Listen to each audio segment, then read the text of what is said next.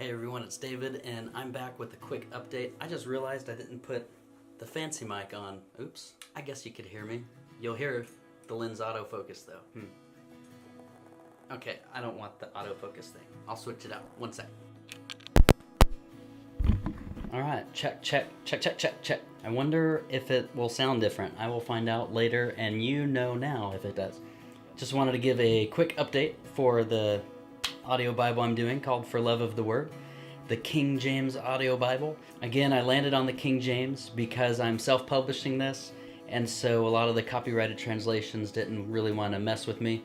And so I'm doing the King James first, but I'm kind of hoping that after I get done with the King James, I can start getting licenses and be treated a little bit more serious. Because I mean, like right now, I'm just like Dave Brown. It's not really that big of a deal. Maybe once I get the King James project under my belt, then I can move on to other translations too. But then again too, I love my King James only friends, and I don't want to alienate them either if I came out with an ESV. So we'll take care of them first. And then we'll work on licensing for some of the other copyrighted translations. But I gotta tell you, the King James is growing on me more as I'm spending more time in it and just kind of actually reading through it. Normally I use it for just a reference to compare it to other translations, but I've never, well, I shouldn't say never, I don't regularly open up the King James and spend hours just going line by line in it like I am for the audio Bible. And so I'm like so full in my head of like King James scripture right now.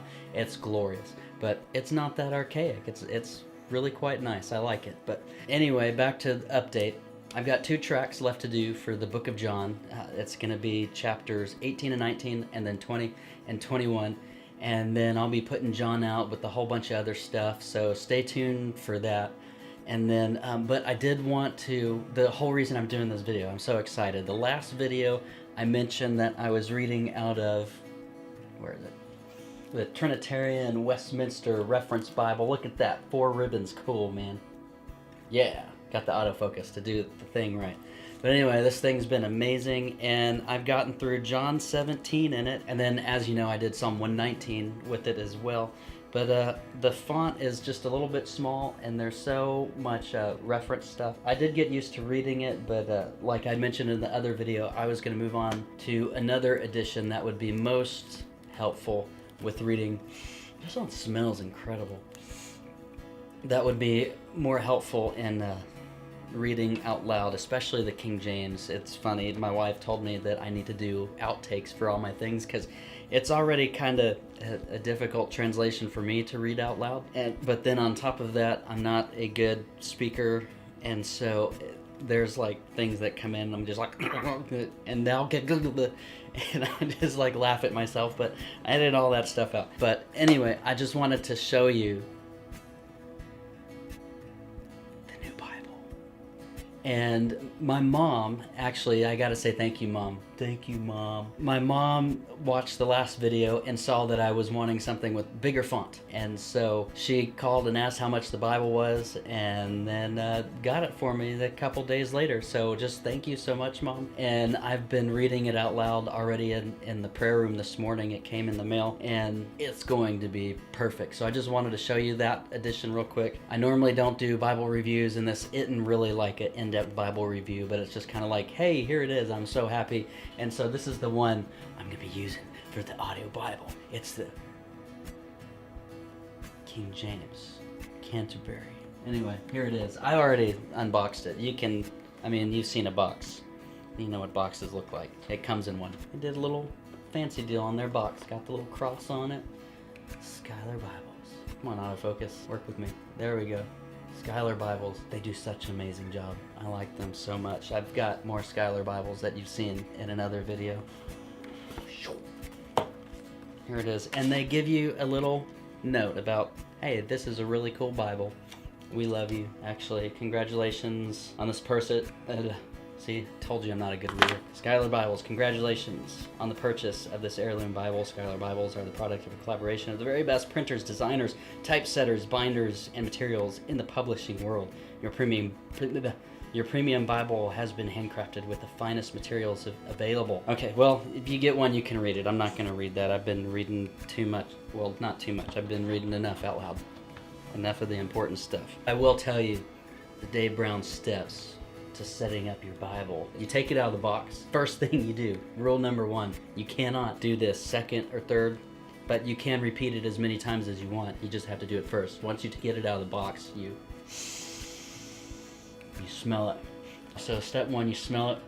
One thing that I often do, because the ribbons are folded in there, is once I get them out and get it back home, I'll grab the iron out and throw a cloth over it or something with some steam.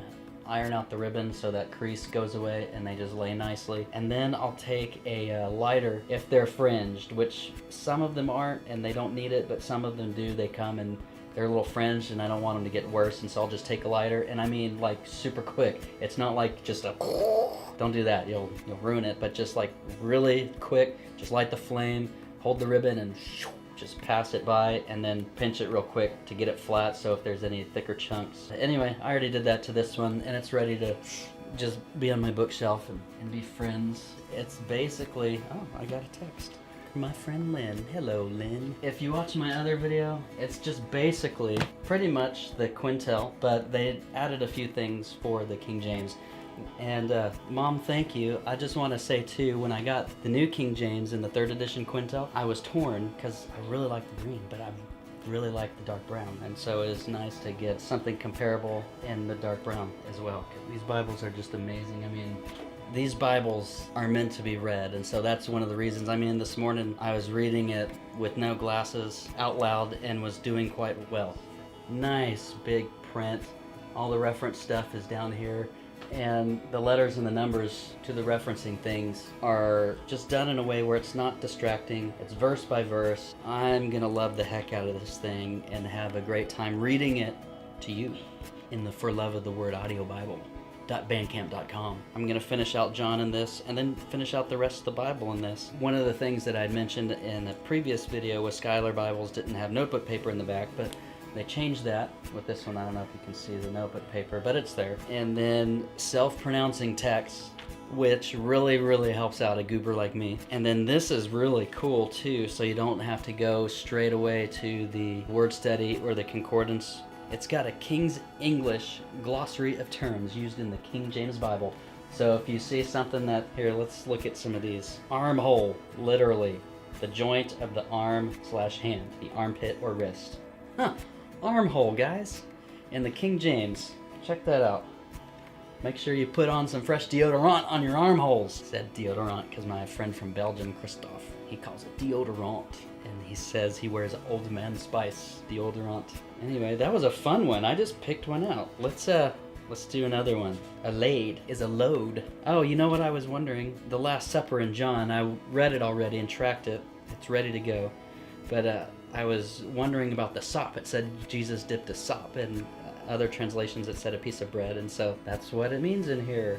In the King's English, a piece of bread dipped in sauce. How about that? So anyway, I'm gonna have fun with the King's English glossary of King James terms. But anyway, nice font, just nice Bible that wants to stay open. There's like no fight in that. Just lay open on your lap, hit record, and just read. This thing's gonna be amazing. So thank you, Mom, and thank you, Schuyler, for this other amazing edition.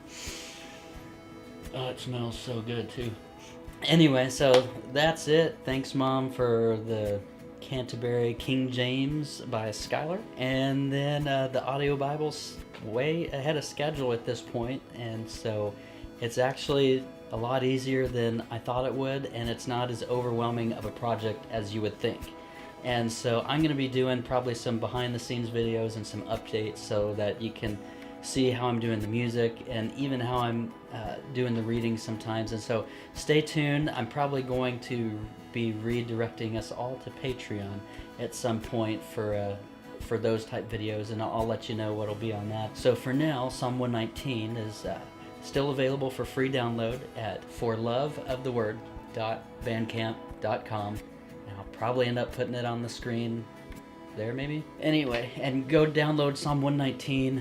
Again, 2 more tracks for the Book of John. That will be out here in the next few weeks, and it will be free for a limited time. So keep watching. I'll keep you updated. And I think that is all the things. Yep, that's definitely all the things. Y'all have a good night, and I'm going to go be with my family and probably finish up the Book of John tomorrow or the next day.